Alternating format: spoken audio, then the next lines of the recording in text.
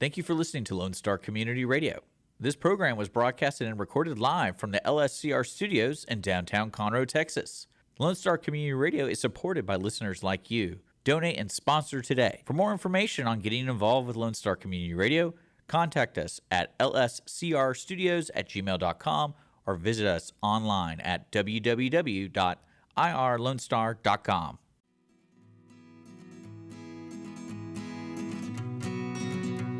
Welcome back to the Misunderstood Show. We have a really interesting person today. She's a hypnotist. Yes. She does it for mental health. Mm-hmm. And so I'm very excited to learn more about this. I know we've talked about this a little bit. Her name is Whitney Christina. Mm-hmm. She has 2 first names.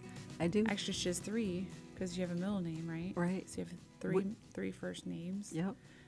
It's kind of cool, right? Do people call you Christina sometimes by mistake? A lot. Yeah, that happens a lot. Yeah. When I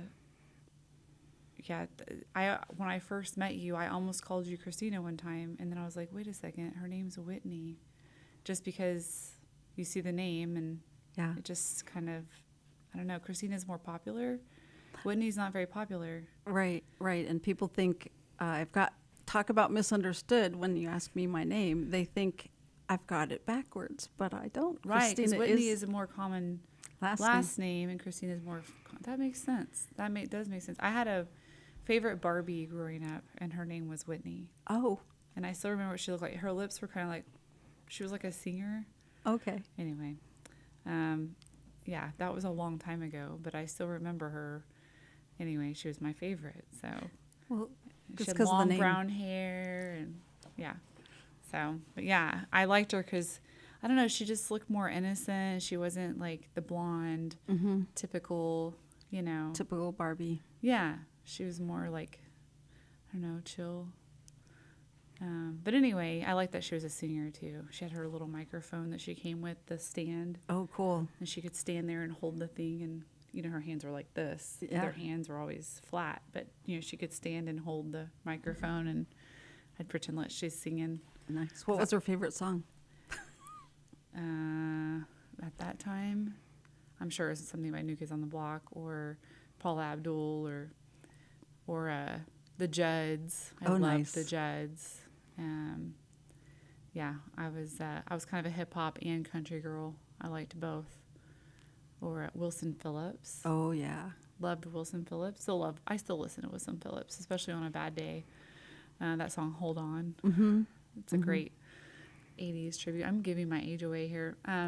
So anyway, yeah, I wanted to be a singer. And my dad said I sound like a dying calf in a hailstorm. Oh, thanks, Dad. Even my kids make fun of me because I love singing. I just don't sound very good. I sound good in my head. In the car, nobody knows. Right, But right. yeah. Or the so- shower. Yeah. See, the shower, they can still hear me. Oh, So my car is a safe place. I sing loud in church, but everybody else is singing, so you can't really hear me, except for the person sitting in front of me. So I feel bad for them.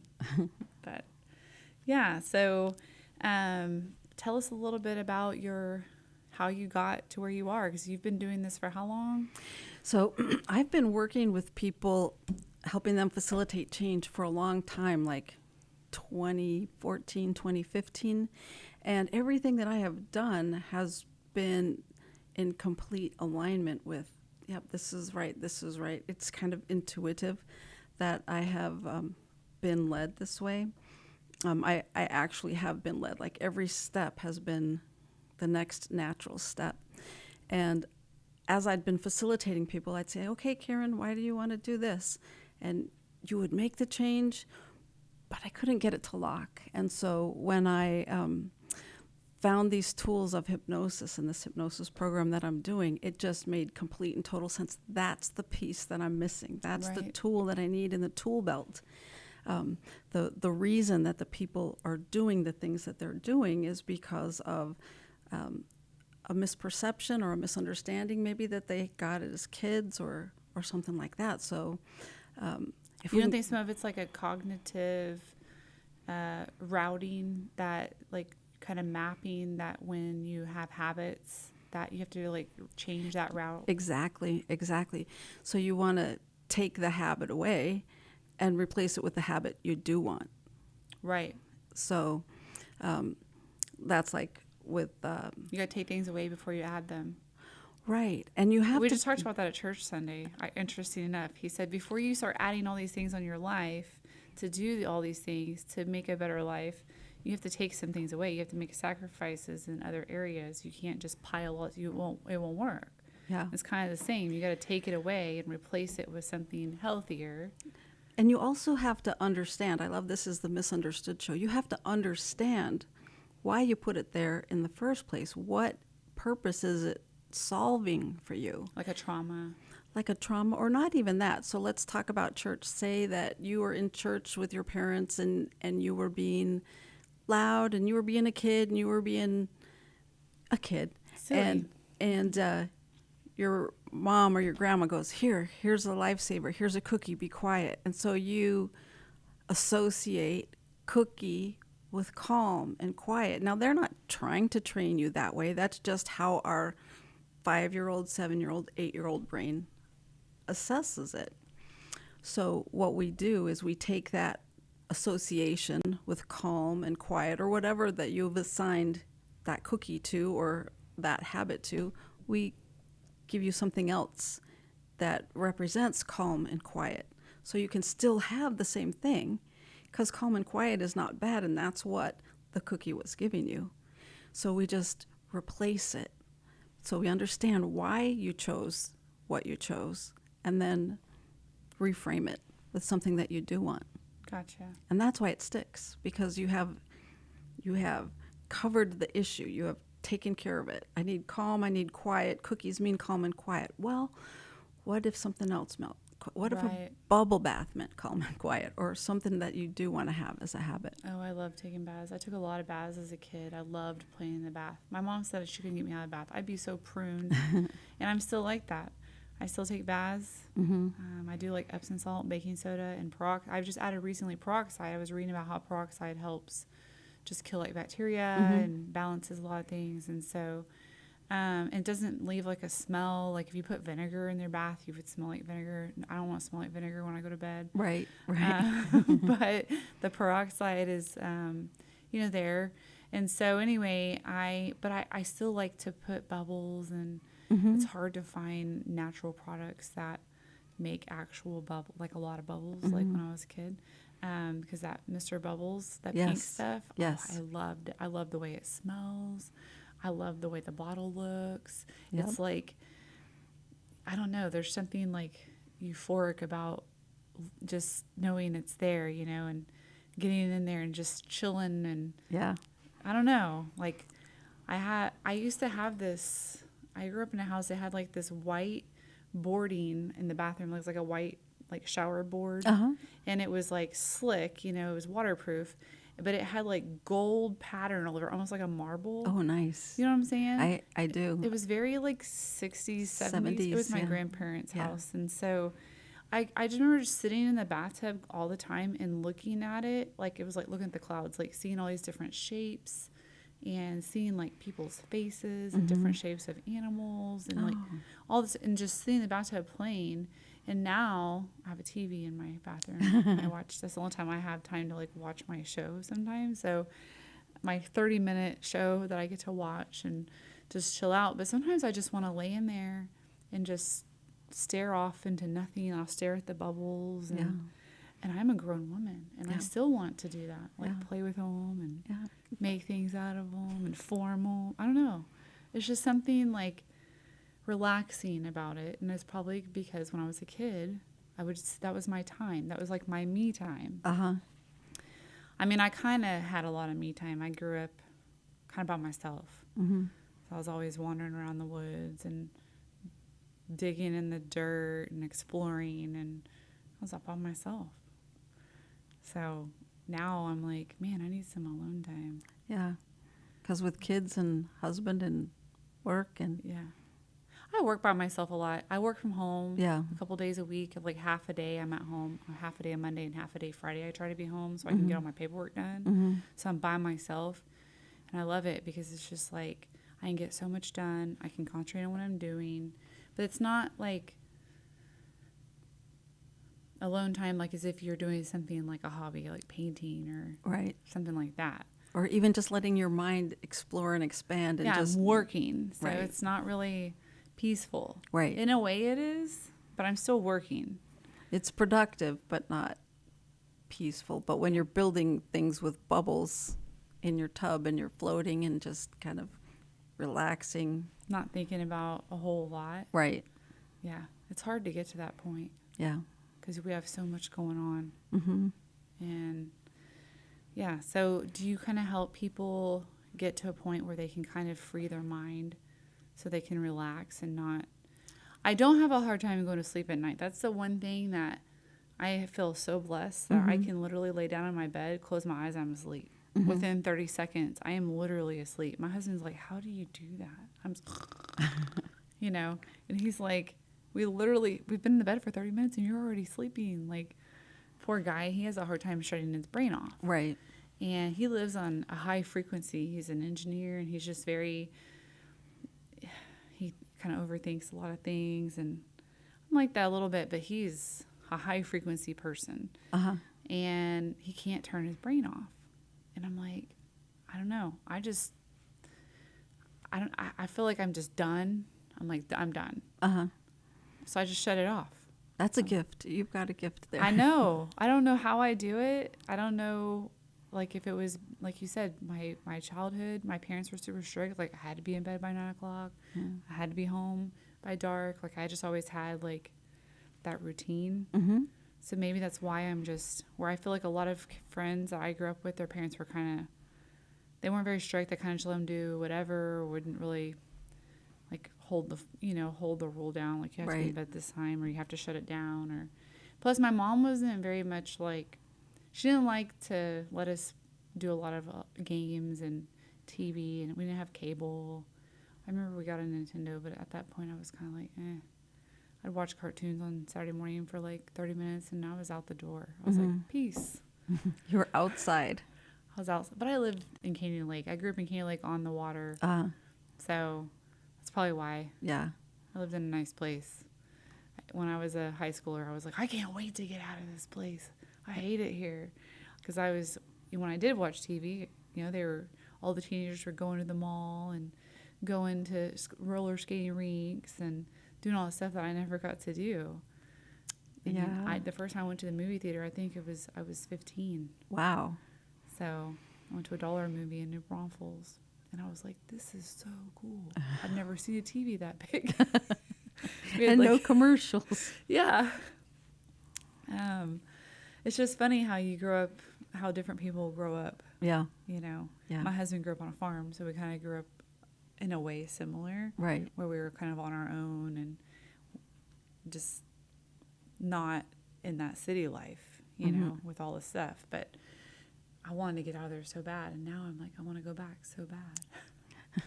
I want to go back to the peace. I want to go back to me. Yeah, I miss that a lot, definitely. Like, I just remember, like, laying in the woods and looking at all the sunlight coming through the trees, and I can still remember it, like yesterday. It's crazy. I guess that's so when you hypnotize people, do you kind of take them back to those places when they're a child, either whether it's to trauma or to those kind of memories? Well, when I do hypnosis with people, we find out why you want to come in, what it is you want to accomplish. And then, we do use your subconscious mind to create a place for you, or to remember a place, recall a place where you were safe and capable of accepting and feeling love, and go from there when you're just kind of like on the light kind of stage, when you don't have anything to prove, when you don't have to, you're not lonely, you don't have to prove anything, you don't have to be anywhere, you don't have to do anything. And it sounds a lot like what you were doing when you were a kid, laying on your back under the clouds, just laying there. And you could just embody the light, be complete, be safe. And when we take you back to that state, then you can go through and look. You mentioned trauma a couple of times. We can't take away the trauma happened. What about kids that are born with trauma and live through trauma and don't really ever have that safe place? there is a way, and I have a technique that I can get to where there is a safe place. So it's something that we do when we're in the office. But How many sessions does it take? Just depends on the person. it depends on the person and the thing that they want to come in for. And usually what people say they come in for is not actually what they really come in for. They say, I want to come into this. I had this client, he came in for GI issues. He had been to multiple doctors, and he just knew that there was something wrong because he knows his body. And he would go and get the tests, and the doctor say, nope, there's nothing wrong. There's nothing wrong. But still, he had the pain. He had the symptoms. So when we started working together, it ended up that he was, we were working on social anxiety, and completely turned all of his, what he really came in for. What causes social anxiety? Well, anxiety is prolonged fear, right? And I really think that COVID, when everybody came in and was behind walls and stuff like that, and we were kind of taught to fear each other. Before then, we didn't fear our neighbors. We didn't fear our friends. And now 6 feet back, and you got a mask, and you can't talk to them. They're going to infect you. So, and you know, we closed down the country for this. And it's imposed ingrained fear. So now you're supposed to go back out into society, and oh, by the way, Karen, you and I can get closer than 6 feet, and you're not wearing a mask. And oh, you just coughed. What's wrong with you? You're going to get me sick. We're all going to die. I had a hard time during COVID. I lived out still where I grew up at that time, and I was landscaping and doing real estate, and I was out in the country, and I was outside, and it didn't really affect me. I wasn't in the city. I wasn't wearing a mask. I wasn't doing any of that stuff. I was just going on about my daily business. Now, when I had to go show houses, there was people that wanted me to wear a mask and gloves and all that stuff, and there was homes that we had to cover our feet and cover our face and cover our hands and do all this wipe down, craziness. I honestly thought the entire time it was really silly. I was like, this is ridiculous. I lived in Harlingen during H1N1 flu in 2008, 2009. I had a brand new baby, and they shut a bunch of schools down, and it was kind of crazy. So when they had COVID, they didn't shut us down and make us wear masks and gloves and all that kind of stuff. They just shut the schools down because the kids are like haven for spreading, contaminating everything. I mean, they contaminate their own parents. Right. That's how we all get sick, is from our kids going to school. Right. I swear, that's how I get sick. I haven't gotten sick this year. Just and allergies. that's how old days, how they built their immunity, is they would send them in with kids so that they would get the stuff, so that they would build their immunity. Yeah, my parents were like, go rub some dirt on it. Right? You know, we didn't go to the doctor. Like, I didn't even know I was allergic to penicillin until I was an adult, because my parents never took me to the doctor. Like, we just didn't. I mean, we didn't go to the vet. Like, the dog got sick. I mean, sometimes they would have to be put down by shotgun. And that's country life. That's how the people in the country lived. And so when all this happened, I was like, I've read the book in 1984 twice. Right. And all I could think about was that book. It's coming. It's coming. It's going to happen. Oh my gosh, they're taking control of us. They're putting fear into us to control us and make us scared of each other. And I mean, it's probably very conspiracy theory, paranoia, but I just thought, this is the oddest, craziest thing ever. So I didn't really abide by the rules, but so when I would see people, I would still like naturally want to give them a hug, and then people would be like, right, and I'd be like, okay, fist pump. And I mean, even people would want a fist pump or elbow bump. They would do this elbow bump thing. Yeah. And I'm like, you're still touching all the door handles. You're still touching all this stuff. That's why people are still preparing your food when you eat out. Because there were still some restaurants that were open. The grocery stores, they're touching all the food, packaging. They're all touching it. Even if they have gloves and a mask on. You think they don't reach up inside their mask and scratch their nose with their glove on? And then wipe it on your tomatoes. But that's why you got to wash. I mean, there, in the COVID, it came pretty extreme. Like wash all your gross. Not only wash your veggies and stuff like that. You should be washing them anyway. Wash your cans before you bring them into the house. Yeah. Sterilize everything. Like people who had kits in their cars, they would Yes. sterilize everything before they brought it in the Yeah. house. So Like it's already in your car. So if you're living in that kind of environment and everything is going to kill you and make you sick and your family and your loved ones and stuff like that, that's going to create heightened anxiety. There's a movie with Jack Nicholson where he has OCD. That's what it reminds me of. Uh-huh. What is that movie? He has like a little dog and he's like, As Good as It Gets. Thank you. I haven't seen that one. He's like OCD, like horrible. Mm-hmm. Like cleans everything, wipes everything down, has a knock 3 times, little Sheldon Cooper in there, this OCD issue. It's like they're making everybody OCD, Yes. like purposely. You can't live in that kind of fear. You just cannot live in that kind of fear. Yeah. That is not healthy for people. So you're seeing, and this is crazy because I've heard, all the effects of how it's affected our economy and kids. My poor nephew missed like his senior year because COVID shut down. Oh. These kids didn't have prom. They didn't walk the stage. My grandpa passed away. I didn't get to go to his funeral because we couldn't do a funeral.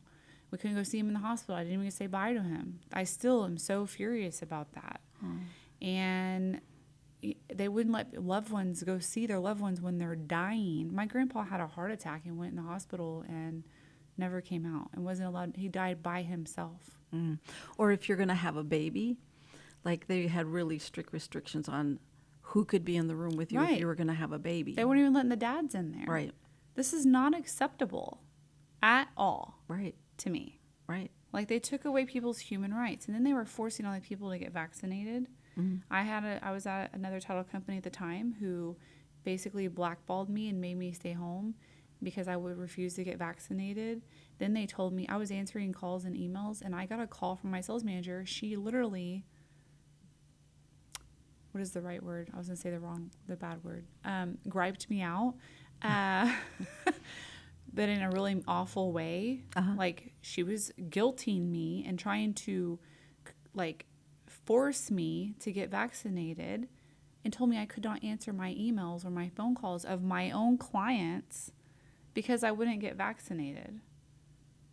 Like, And then they find out all of the ramifications that the vaccination has had. oh yeah. So now Horrible. there's a lawsuit against that title company, Oh. class action lawsuit for forcing all their employees to get vaccinated because several of those employees have had health issues because of the vaccination, like Yeah. heart conditions and all kinds of stuff. Mhm. So, and actually they're saying the lasting effect of that is way worse than what we could even have imagined, Right. A big experiment. It's a especially big- children that got vaccinated. Oh, wow. It's Yeah. it's like altered their DNA and like excuse me, but they're coming out with stuff now where there are vaccination cleanses Oh, good. to get like because they put a ton of like aluminum and metals in the vaccination, which are highly toxic to your body, and you can do cleanses and stuff like that to get it out. Oh, that's good. I don't know how much you're gonna get out. I'm sure it's something that's gonna take time, but Yeah, especially if it's altered your DNA. I don't know how you cleanse altered DNA. no, you can't. So, yeah, isn't that insane? Yeah. This is insanity. And I hope it's a learning lesson that we never trust the government again to force us, take away our human rights and listen to them. People should just not listen. You don't have to listen to the government if they tell you something like taking your human rights away. We need to stand up for what's right in this country and quit being sheep. Right. It drives me crazy. And it causes a long-term effect of trauma to people where now nobody trusts the government. We don't trust anything, authority. Right. So now it's having almost the polar opposite effect, right? Right. So, how do you deal with all of this? And the kids, these kids that live through this, my kids, my nephew, like all these people that live through all of this. And and I'm not one of those, I'm not a pity pot person. I don't like people that sit on their pity pot and whine Right, about it. right. I'm like, get up and do something about it. Like, quit whining and go do something about it. Like, you know, the only person that can help you is you. Right. You can't depend on other people to help you. You got to fix it yourself. And whatever you're feeling or whatever you've gone through, whatever you experience. I mean, there's people out there that lost their parents during COVID and didn't get to say goodbye. Right. People lost their children. I mean, not very many children, I don't think, passed away from COVID. It seemed like kids were kind of immune to it. But, you know, that's my grandpa. That for me was, I mean, I was so mad that I just felt like this is not right. How can you keep me away from my own grandfather in the hospital? If my grandpa doesn't care about getting COVID because he wants to say bye to his family because he's going to die anyway, why would you not let him see me? Right. Why would you stop that? You know, and they wouldn't let him go home. Like, they were holding people hostage in the hospital and putting them in, like, these monkey suit rooms. Isolation rooms. Yeah. Yeah. It's just crazy. So you're helping people that have trauma from all of that, right? Because it's the extent of it. I could go on and on and on. Yeah. And the people that survived it that were in there, you know, trapped in there without family members thinking they're going to die. Right. And the few that actually survived it, I mean, they have to have some sort of being contained like that. That's like being held hostage. Yeah. To me. And you don't get the basic human comfort, like you couldn't even get someone to come in and hold your hand while you're you're on a respirator and you're having even a hard time. Even the nurses were like, you know. They were in their personal protective equipment, their PPE, so that they didn't infect. I mean, there's good infection control procedures. I don't know that was necessarily the infection that we needed to protect from. I mean, we have all those procedures already in place in the hospital. Right, for preventing infections. Right. We already have that. Of course, I feel like every time I go to a hospital, I'm afraid I'm going to get some kind of sickness because that's where all the sick people are. So I try not to touch anything. I'm always like washing stuff. I don't want to touch door handles. So you have a little bit of that anxiety as well. Well, I have friends who work in hospitals, and there's a lot of sickness there. Yeah, that's where the sickness and they're immune goes. to it because they work there. I'm not. I don't work there. And like even at the gym, I mean, they do all these studies at the gym where it is a cesspool of all kinds of grossness because you're sweating and all this stuff is coming, you know, you're touching everything and ugh. Wiping your nose because snot comes out as you're lifting, grunting. For sure. And so, that's a gross place too. I wish I could have my own gym, but I don't have room in my house. But you live in the country, so you could just go out. I don't live in the country now, but I did growing up. So now I live in the woodlands. Oh, okay.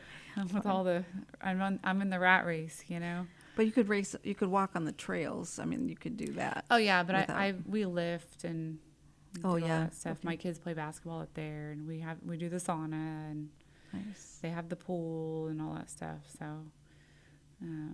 you know, it's convenient. The kids like going there. They ride their scooters there and work out sometimes. Oh wow, that is close then. Yeah, it's very convenient, and I like it. And you know, it's kind of my husband and I go. He's always like texting me, meet you there, you know, at 5:15 or 6 or whatever time.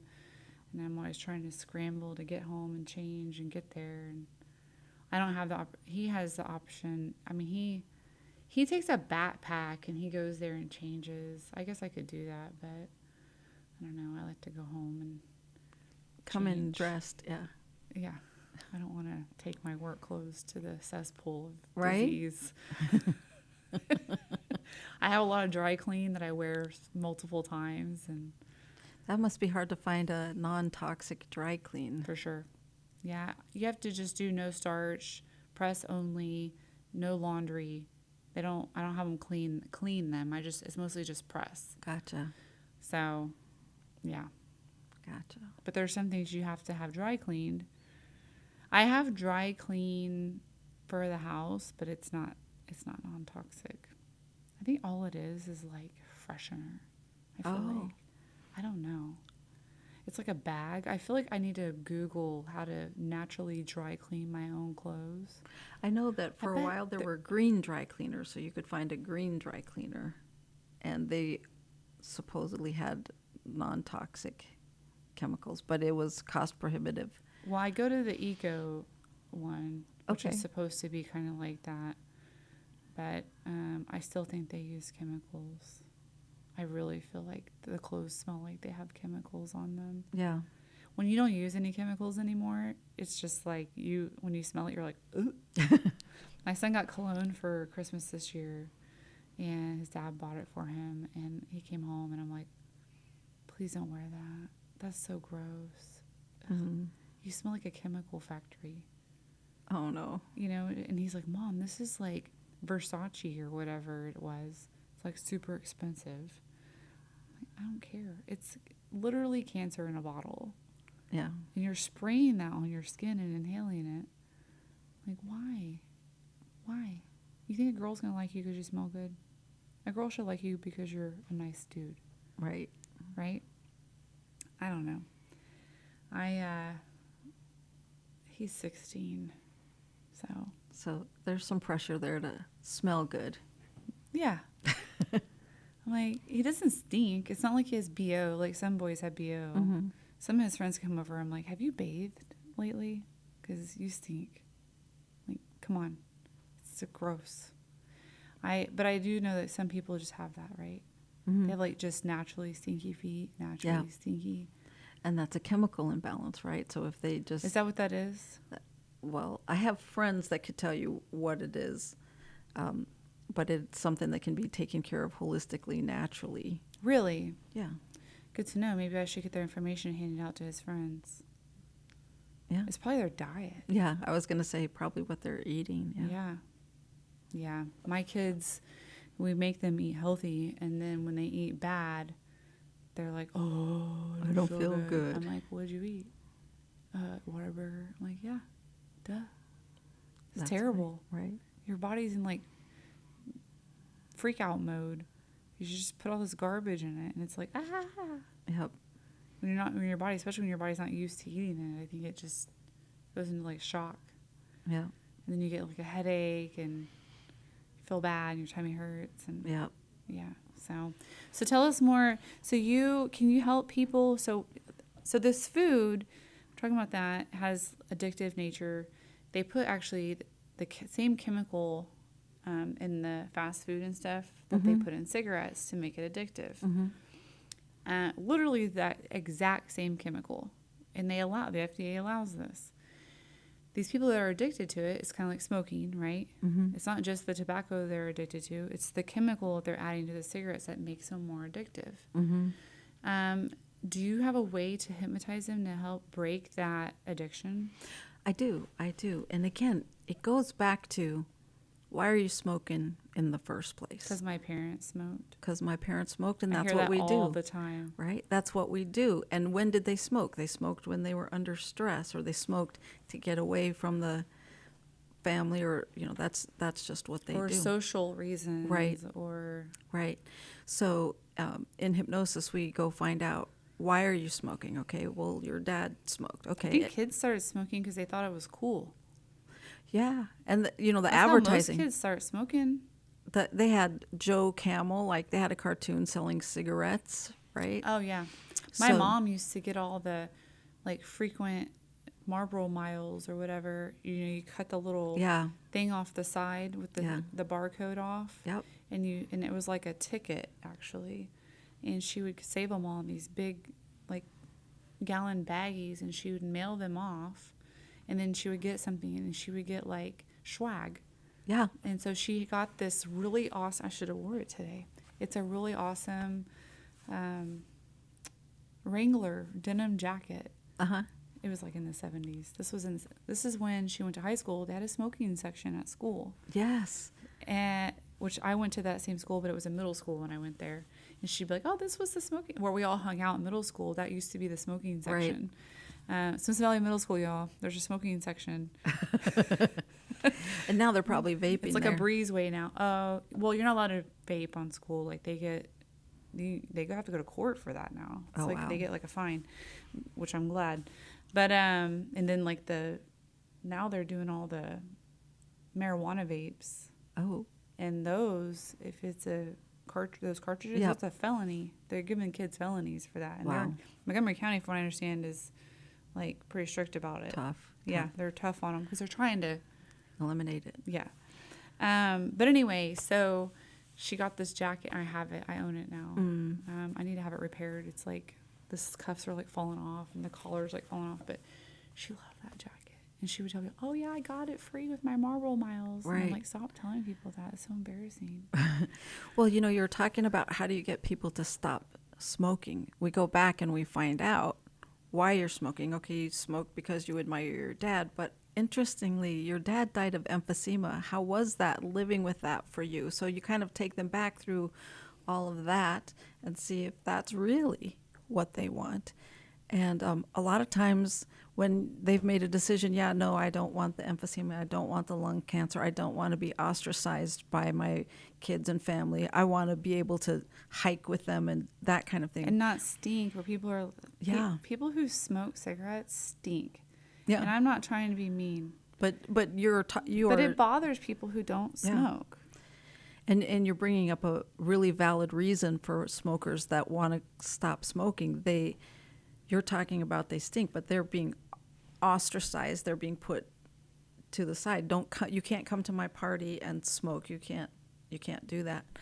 Or people don't want you smoking around their kids. Like, I don't want people smoking around my kids. Exactly. Like, I have family members who smoke, and I'm like, you can't smoke or vape. My brother vapes, and I'm like, you cannot vape around my kids. Right. Period. And, you know, my kids know I used to smoke, you know, they know.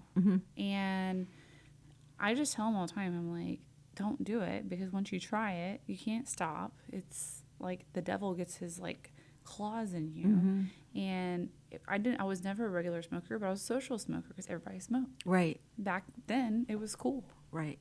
Everybody was doing it. Right. And then it wasn't cool anymore. And I was so happy because even though I did it occasionally, I hated like smoking in public places. I hate people who smoked in their house. I hate people that smoked in their car. I hated especially restaurants. Right. It's disgusting. Or movies. Oh, I never went to the movies. That sucks also. That's horrible. I can't imagine how would you even see the screen. There's like smoke everywhere. That's crazy. They have like a smoking section on an airplane, right? How can you have a smoking section on an airplane? It's all recycled air. Oh my gosh. That's Yeah. crazy. Yeah. Yeah, they did used to smoke on planes. Yeah. Well, and, like, I love when we're old car. We love old cars. Yeah. And like the old cars that have the old metal ashtrays. Yes. And stuff, like in the door and stuff, or Yeah. in the console. And the lighters, you push in the lighters. Yeah. Oh yeah. I burned myself in one of those one time. It was a Yeah. pretty gnarly looking burn. Oh, 'Cause yeah. it's all the circles, you Yeah. know. But I don't remember how I did that, but I still remember it happening. It was like on my thumb.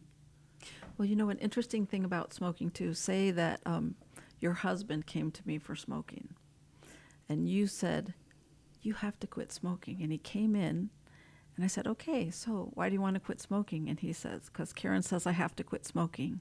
That guy's never going to quit smoking. Right. He's not doing it for the right reason. Right. He's not doing it for his health, for his family, for himself. He's doing it Because other people want him to. right.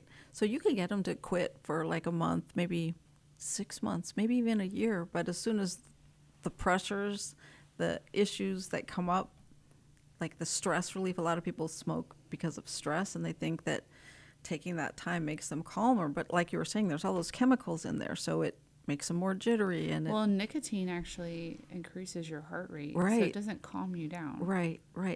I think really what's effective and is being effective and attributed to the cigarettes is stepping away from the situation, reevaluating what's going on, and all of a sudden now you're thinking about what you can do to solve Right. the problem.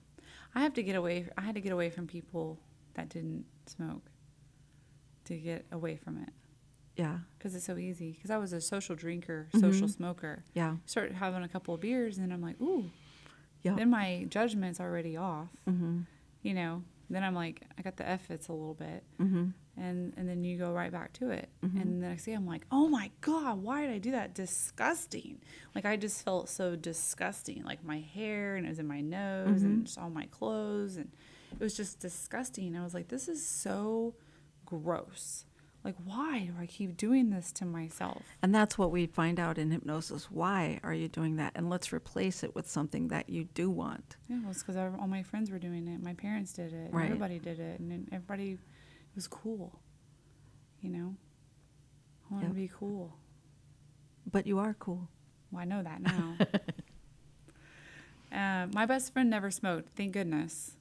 She's been like, well, actually, most of my friends, my close friends, didn't smoke. And they were like, Karen, why are you doing that? You know? So it wasn't really even like my close circle of friends that was doing it. My close friends didn't, like, my best friend didn't even drink. Mm-hmm. She's a great designated driver, though. Uh-huh. But, you know, she didn't have those vices. And I think her parents were really open with her, I think, and talked more to her about the real world and what was going on. And my parents never talked to me about anything at all. And maybe you had some kind of belief that you were lacking in some way, and these people that were cool had that thing, and so you would go there. Oh, I to was definitely get what, bullied a lot when I was younger. yeah. So whatever you Imagine that. that stuff. Yeah. I was this big in 8th grade, and I was still getting bullied. Oh, Yeah. because you had a gentle heart. I don't know. I think I was just, I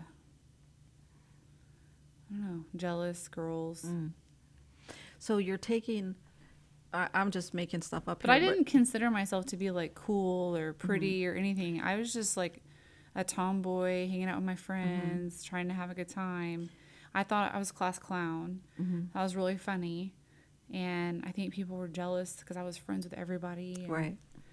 And then there's those haters. There's always haters. Right. There's always going to be haters. Now I don't care. Right.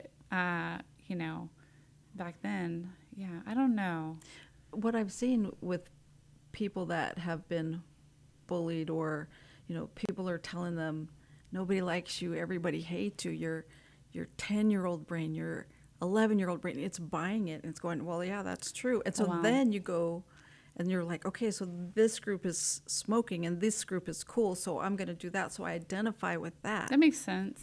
Because I quit for a long time, and then I married my ex-husband, who told me all the time that nobody liked me and I was annoying and all this horrible And there's something stuff. wrong with you. And constant, just picking on me in front of people. Oh, we're just playing. I'm just playing. Can't Yeah. you take a joke? You're so sensitive. All the normal, Yep. narcissistic Yep. stuff, which I had no idea till after my divorce, actually, that I went through therapy, and they were like, Yeah. honey, there's nothing wrong with you. Because I thought everything was wrong with me. Right. And I literally went to therapy to try to fix myself. Right. Because I thought I was just you're so the terrible. problem. You're broken. And I was because I talk a lot. And, I mean, I can't help it. I mean, that's just the way God made me. Right. I have a lot to say. Yeah. My grandmother talked a lot, too. We have the gift of gab, is what we hear. But my grandmother was like the sweetest woman in the entire world. Yeah, she annoyed the crap out of my granddaddy, but everybody loved her. Right. And, I mean, my grandmother passed away when I was 38, and my friends from high school went to her funeral. I mean, that's how much she was loved. She had a lot of people there from all over the place because she was a loved woman. And unfortunately, she knew so many people that none of us knew how to get a hold of. Oh, no. I'm kind of like that. Like, if I were to die tomorrow, I don't think nobody would be able to get a hold of everybody I know, because I have random friends all over the place.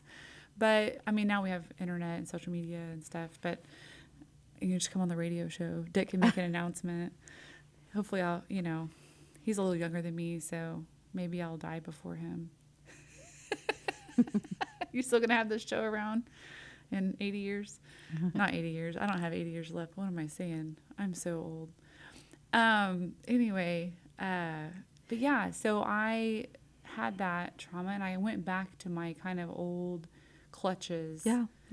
And probably worse than, the first go round. So what we do in hypnosis kind of like you did with your counseling, is we get you to a place where you know there's nothing wrong with you. You came into this world exactly as God meant you to be. There's nothing wrong with you, no matter what you Right. said, no matter what you did, no matter what they said, no matter what they did. There's nothing wrong with you. I And had a once you twitch in my eye. understand that, Just talking about it stressed me out so bad. Now I have a twitch in my eye.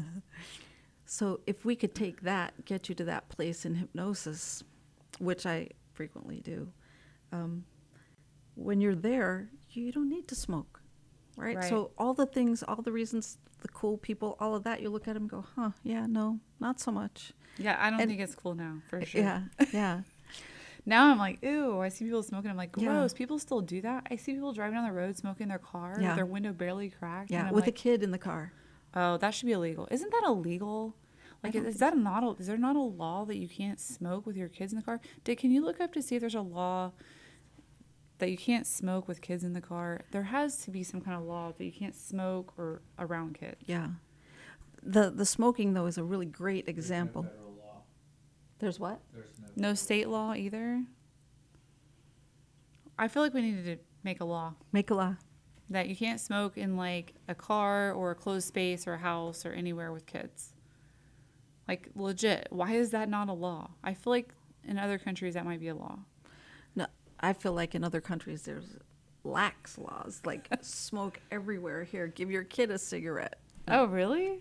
I'm being facetious, but I feel like we're pretty stringent in the States with the smoking. I mean, like there's a lot of restaurants you can't go in and smoke now. Yeah, And there's a no, lot of yeah. places that you can't. But like I've gone to places in Europe and you're sitting right next to a table that's smoking or something like that. Or if you go, I've traveled to Mexico and yeah, they're smoking there. It's not as Mexico stringent. doesn't have a lot of rules. Yeah. It's kind of the Wild West. But that's the great thing about Mexico too. Right. Freedom. That's where all the smokers go. Just Where a lot of people go for a lot of reasons. Right. But they also have, strangely enough, they have rules there. Like they have stricter food restrictions than we do and stuff like that. You go to China. I have a girl recently was just telling me she went to China. I talked about on my last show how, you know, they sell us all these horrible toxic products, but they're not allowed to use them in their own country. The clothing and the Wow. food and, So import them. well, they're making money off of us, and they're wearing Armani and Versace and all leather, you know, Italian-made leather and all this, you know, cotton, 100% organic cotton and all this high-quality, super expensive stuff in their country. Yeah. They're selling us all the garbage on Shein, and my friends I'm always like, oh, that's cute. Oh, I got it on Shein. I'm like, they're like, Karen, we know you don't shop on Shein, but I love it. I'm not going to stop. And I'm like, they know I'm super judging them. I'm not really judging them because that's their own choice. Right. And I do believe in freedom. But I also believe that we have to kind of, my husband has this funny phrase about why there's so many issues in our workplace is OSHA. There's too many rules where there's the lack of Darwin's law. So you're keeping a lot of dummies alive. You know? Well, that reminds me of the education system. I'm not saying my friends that buy Shein are dummies. I love my friends. I get it. They want to look cute and all that stuff. Yeah. I'm not a fast fashion girl. I'm a very practical. I like the feeling of like cotton and stuff like that. But yeah, so go finish what you were saying. I'm sorry. So, like mainstreaming in schools. My daughter, when she was younger, she was speaking French because we didn't do Spanish in the school that she was in, but she was speaking French and she was writing in cursive and she was doing all of this other stuff. And we took her to a public school in Connecticut and we're like, okay, they tested her. They said, oh, well, they're not going to do that for 2 more years. I'm like, okay, so what are you going to do with her for 2 more years? She's supposed to sit in the classroom for 2 more years while the rest of the class catches up with her. So I'm like, yeah, no, we're not doing that. She's already got this. Why would we hold her back? But that is Right. My kids say the same thing. yeah, They're bored. yeah. And then they you get in wonder- trouble because they're bored. And then they get labeled ADHD, and then they get medicated That because I also think the food causes a lot of that too. Yeah. The school food, if they're eating school food especially, I mean, it is wrecking havoc on their brain. They're getting these high spikes from all the sugar and carbs and garbage that they put in. It has zero nutritional value. There's no protein or vegetables. The vegetables they do serve are from a can where all the nutrients have been Leached out into the water. And my granddaddy used to say, if you're gonna eat, I'm not talking about homemade jar canned vegetables. I'm talking about cans like in aluminum. Right. Which, are you ridiculous?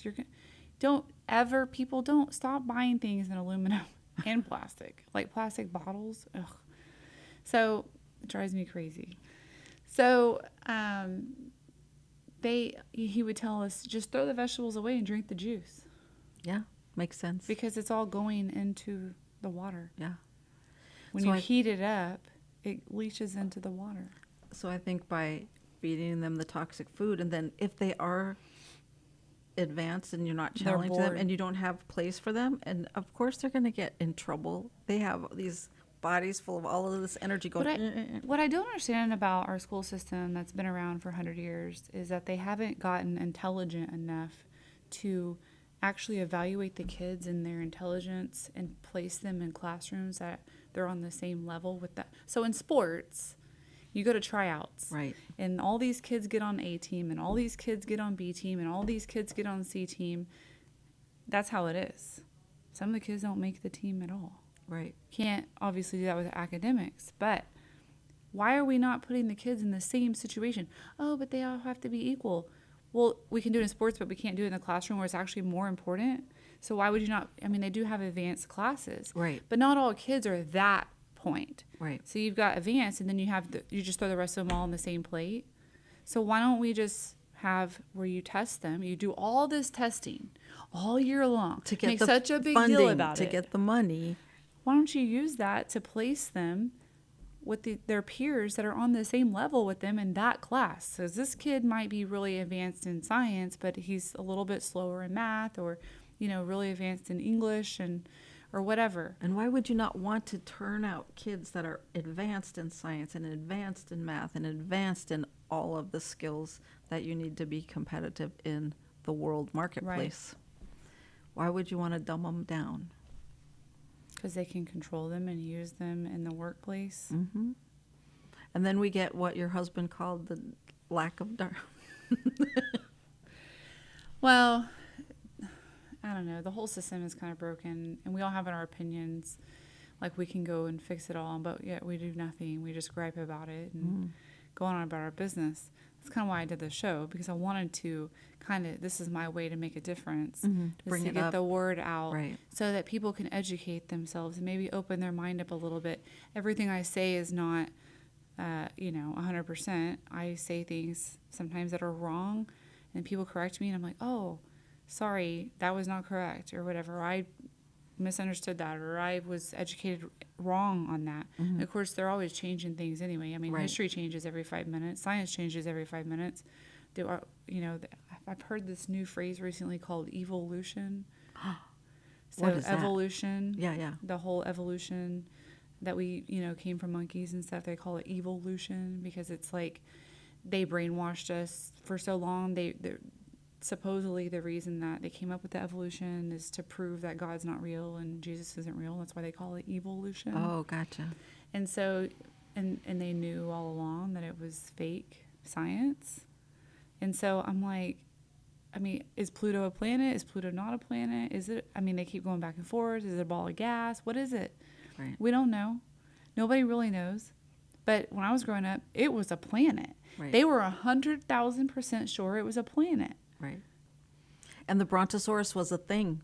Who knew the Brontosaurus was not a thing? And they were scaly, not birdy. And now they're saying that dinosaurs had feathers. Right. Which is all new. Right. Next thing we'll know, the dinosaurs were talking and all kinds of stuff. Right. And the aliens visited them. The aliens. Oh, God. All the stuff about the aliens. That's a whole nother show. That's a whole nother show. I need to have a show about aliens. I need to find somebody that has, legit information on aliens. But anyway, so you have an event coming up where you can break through barriers and help people with addictions, Yeah. or just mental health. Yeah. helping them kind of get to a peaceful place, helping them with meditation. So this workshop, like if you can't envision something, if you can't see something, you can't get there. And a lot of things hold us back from the vision that we want, or we think we can't get it because all of a sudden to get there becomes a to-do list. And so you might as well, I don't want to do it. But what this workshop is a vision breakthrough. So what if you could live the life that you really wanted? What if you could live that? What's holding you back?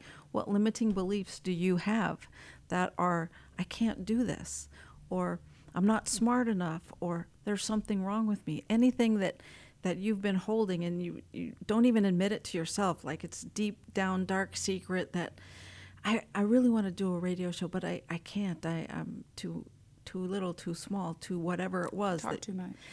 I interrupt too much. Nah, you're doing great on the show. I think that I've had people come out of this workshop and they're like, wow, I wasn't expecting that. And I've had people that had memories from when they were 5 and, someone was just the way that you're raised, like your parents that are the way they are, and they tell you this thing, and your brain goes, okay, it's my parent, it must be true. And the parent is saying, you're a dummy. Hey, Well, that's dummy. why it's called a limiting belief. A Yes, belief exactly. is not the truth. Right. A belief is something that you believe because you've been told it, or whatever the reason is. And it's a misperception. But you can change that belief. Exactly. And that's what this workshop is to find out what's holding you back and just change it and know the truth about you. Know that there's nothing wrong with you and there never was. Right. Know that you are lovable. Valentine's Day is coming up, and how many people are walking around out there thinking, nobody likes me, everybody hates me, I'm not lovable, that's why they abandoned me. Like you get all of these things playing, or that's why I deserve the narcissist that is treating me this way because nobody else is going to. I mean, there's all kinds of. Well, I don't think when you get into a narcissistic relationship that people may not have those issues when they start out. When they start, but they do when they come out. That's right. They literally causes literal brain damage. Yep.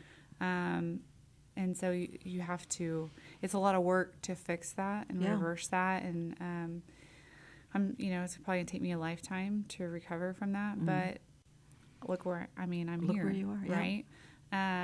But the problem with that kind of abuse is you go. I might have had some. I definitely would agree that I am codependent. I'm empathic. I'm a people pleaser. All those things, which was what made me a target. I learned about all those things about myself. Right. Doesn't mean I'm a bad person. Doesn't mean I'm unlovable. It doesn't mean there's something wrong with me. It's just the way God made me, and I'm like that because of my parents. And I found out a lot about my parents and. My mother's a narcissist. So it felt like home. I was used to being that people pleaser. Right. I don't think she was to the extreme that I'm in, but that I was in. But in the beginning, it's the love bombing, and they tell you everything you want to hear and how great you are, until they get you trapped, and it's like this they weird. Isolate you. It's like not necessarily. I don't think I was isolated, and everybody's situation is different. I was with a covert narcissist, which isn't like your normal grandiose type. Mm-hmm. But you don't even realize it's happening, and the people around you don't realize it's happening either, because they do it in such a way that's such an undermining, kind of secretive, like behind the scenes manipulation that you don't even know it's happening. And now I see it happening with my kids, and it's hard for me to navigate that with my kids without telling them, your dad's a narcissist and he's mentally abusing you.